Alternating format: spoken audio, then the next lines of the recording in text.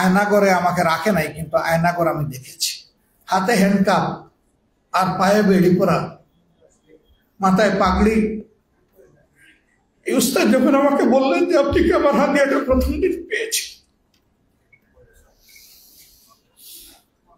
আপনি আল্লাহর সেই ফিরিস্তা কিনা বলেই আমি কাঁদতে শুরু করলাম।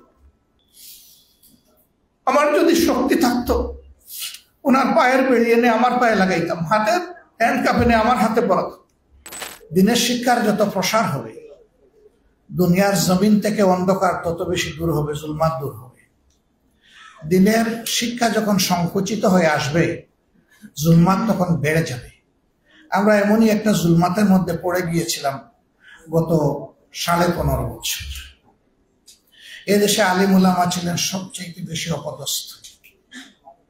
দফায় দফায় আলিম উলামা দিয়ে বাংলাদেশের জেলকে পূর্ণ করা হয়েছে। দাগি, খুনি, রাহাজানির নায়ক, ধর্ষক, চোর, বাটপাত, লুঠেরা, তারা বুক ফুলে দাপিয়ে বেড়াতো বাংলাদেশের রাজপথে। আর আলিম উলামা যারা মানুষকে সংশোধন করবেন, সমাজের ইসলাহ করবেন, তাদেরকে রাখা হয়েছে জেলে। আমি সর্বশেষ গ্রেপ্তার হয়েছিলাম 2022 সালের 12 ডিসেম্বর রাত্রে 1:15টার সময়। সিটিটিসির মেহমান হিসাবে ছিলাম 13 দিন। সেখানে আয়নাগরে আমাকে রাখে নাই, কিন্তু আয়নাগর আমি দেখেছি। বহু আলিম উলামা, বহু দিনদার মুসলমান, কেউ 14 মাস, কেউ 10 মাস, কেউ 8 মাস, মিনিমাম পেয়েছিলাম 2.5 মাস, তাদেরকে এখানে রাখা হয়েছে। তারা জানে না তারা কোথায় আছে, তারা জানে না তাদের আপনজনরা বেঁচে আছে, আর তাদের আপনজন জানে না যে ইনারা বেঁচে আছে। মুখ ফুটে কথা বলার কোনো সুযোগ ছিল না, চোখের ইশারায় কথা বলত, হাত তুলে এরকম একে অন্যের জন্য দোয়া ছিল। এরকম একটা শ্বাসরুদ্ধকর পরিবেশ ছিল, বিশেষ করে উলামায়ে কেরামের জন্য। এখানে আলিয়া আর কওমের কোনো বাস বিচার ছিল না। যিনি ইলমে দ্বীনের খেদমতে থাকবেন, যারই পছন্দ হয়নি তারই ঠিকানা এরকম হবে। 13 দিনের পরে কোর্টে আবার নেওয়া হলো, কিন্তু আদালতে তোলা হলো না।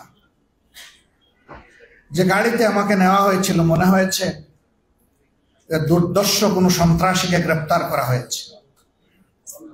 সোয়াট, র্যাব, এপিবিএন, পুলিশ, 4টা বাহিনীর শতাধিক ফোর্স দিয়ে আমাকে ঘেরাও করে আদালতে নেওয়া হয়। কি মনে করে আর না তুলে আমাকে নিয়ে গেল কেরানীগঞ্জের কেন্দ্রীয় কারাগারে। 5 দিন সেখানে থাকার পরে আমাকে স্থানান্তর করা হলো কাশিমপুর হাই সিকিউরিটি নামে যে জেলটার কথা আপনারা শুনেন, বাংলাদেশের নিকৃষ্টতম দুনিয়ার ছোট্ট জাহান্নামে। এর চাইতে খারাপ কোনো জেল বাংলাদেশে নাই। নেওয়ার সময় গাড়িতে আমরা 38 জন মানুষ ছিলাম। আমাকে পছন্দ হয় নাই কি কারণে আমি জানি না, আমি ছাড়া বাকি সকলের হাতে হ্যান্ডকাপ, পায়ে বেড়ি। এর মধ্যে কয়েকজন বিজ্ঞ বয়স্ক আলেমও ছিলেন।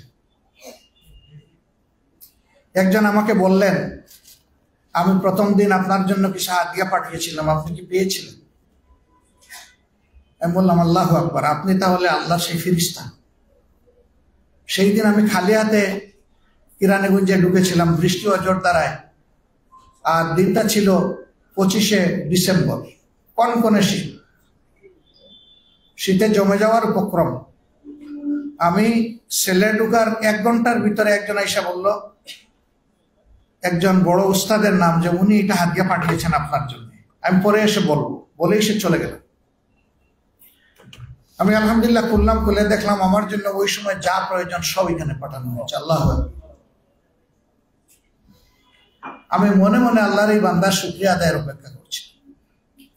গাড়িতে উঠে হাতে হ্যান্ডকাপ আর পায়ে বেড়ি পরা, মাথায় পাগড়ি, এই উস্তাদ যখন আমাকে বললেন যে আপনি কি আমার হাদিয়াটা প্রথম দিন পেয়েছেন, আপনি আল্লাহর সেই ফিরিস্তা কিনা বলেই আমি কাঁদতে শুরু করলাম।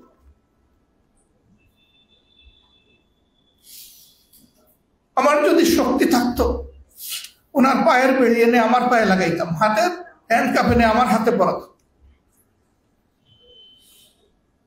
ওই বাসে বসে বসেই শুনলাম উনি দেশের বিভিন্ন জায়গায় 22টা মাদ্রাসা নিজের উদ্যোগে গড়ে তুলেছে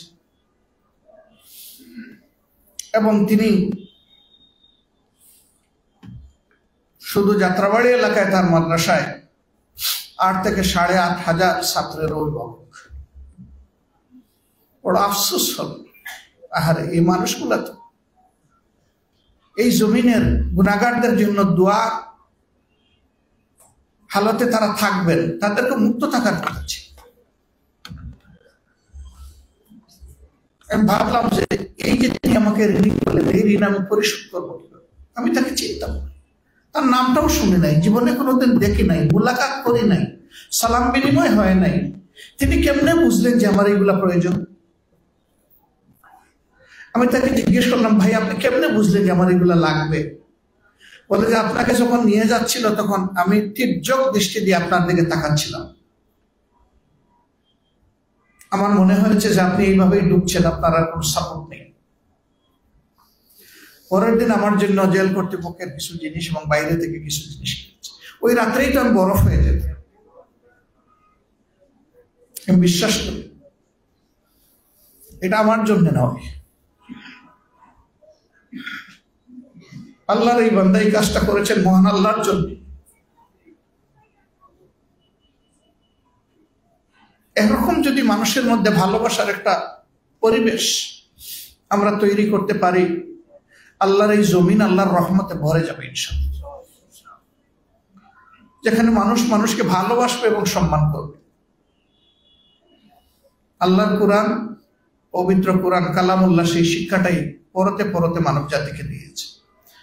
কিন্তু কপাল পোড়া মানব জাতি আল্লাহ তাআলার এই নিয়ামত থেকে বিমুখ হয়ে উল্টা দিকে দৌড়ানোর কারণেই দুনিয়ায় আজকে তামাম লাঞ্ছনা এবং অপদস্থতা আমাদের ঘাড়ে চেপেছে, বিশেষ করে উম্মতে মুসলিমান। বাংলাদেশ বলা হয় 91% মুসলমানের দেশ। যারা মুসলমান না তারাও আল্লাহর বান্দা, তারাও আশরাফুল মাখলুকাতের অংশ। তাদের দিনদারি, তার ঈমান, তার আকীদার জন্য সে আল্লাহর দরবারে দায়বদ্ধ। ইন্না ইলাইনা ইয়াবাহুম সুম্মা ইন্না আলাইনা হিসাবাহুম। তোমাদের সবাইকে আমার দিকেই ফিরে আসতে হবে, আর সেই দিন তোমাদের উপরে, তাদের উপরে আমার কর্তৃত্ব হবে, তাদের কাছ থেকে হিসাব চুকে নেওয়া। এই হিসাবে কারো অংশীদারিত্বের প্রয়োজন আমার হবে না, কিন্তু মানুষ হিসাবে আমরা সকলের জন্য কল্যাণ কামনা করব। একই সমাজে সহনশীলতা এবং সমমর্যাদার ভিত্তিতে আমরা বসবাস করি, তাহলে কোন শ্রেণী, গোষ্ঠী, ধর্মীয় সম্প্রদায় আতঙ্কে থাকবে না।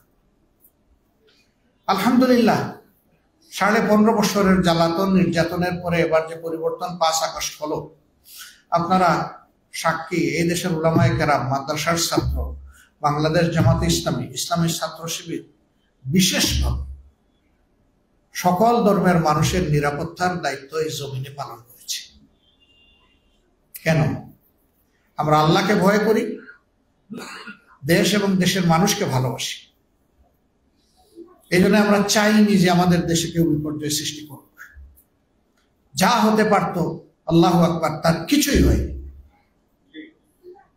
তারপরেও চিটাপুটা যা হয়েছে তার 99% কারণ হচ্ছে রাজনৈতিক, এটা ধর্মীয় নয়। এই 1% যেটা হয়েছে ওইটাও আমরা সমর্থন করি না।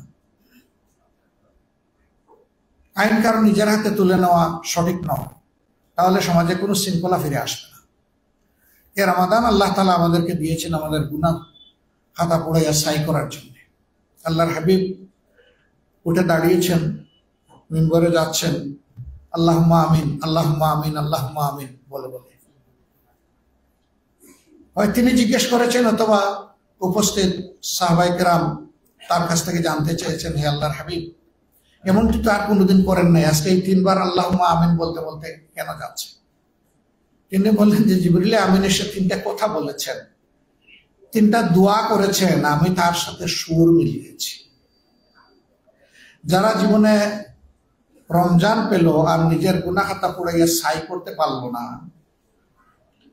আল্লাহর শ্রেষ্ঠ ফেরেশতা জিবরিল বললেন সে ধ্বংস। আমি বললাম আমি। যে মা বাপ 2জনকেই পেল বৃদ্ধ বয়সে, বা কমপক্ষে 1জন পেল, কিন্তু তাদের মন করে খেদমতের মাধ্যমে নিজের জান্নাত সহজ করে নিতে পারলো না, আমি বললাম সে ধ্বংস হোক। জিবরিল বললেন সে ধ্বংস হোক। আমি বললাম আমি। তিনি বললেন জমিনের উপরে এবং আসমানের নিচে সবচেয়ে বড় নিয়ামত সৃষ্টির মধ্যে যিনি, হে নবী, আপনার নাম শোনার সাথে সাথে যে আপনার উপরে সম্মান দেখে দুরূদ পেশ করলো না, সে ধ্বংস হোক। আমি বললাম আমি। তাইলে এই রমজান কি সুখবার্তা, আনন্দের বার্তা আমাদেরকে নিয়ে এসেছে। মানুষ নফসের দুকায়, শয়তানের ওয়াসওয়াসায় ভুল করে ফেলি, গুনাহ খাতা নাফরমানি করে ফেলি। ঈমান এবং ইহতিসাবের সাথে এই রোজা যে রাখবে, আল্লাহর হাবিব বলছেন যে তার অতীতের সকল গুনাহ মুছে ফেলা হবে। এবারকার এই রমজান যেন আমাদের জন্য এই বার্তা নিয়ে আসে।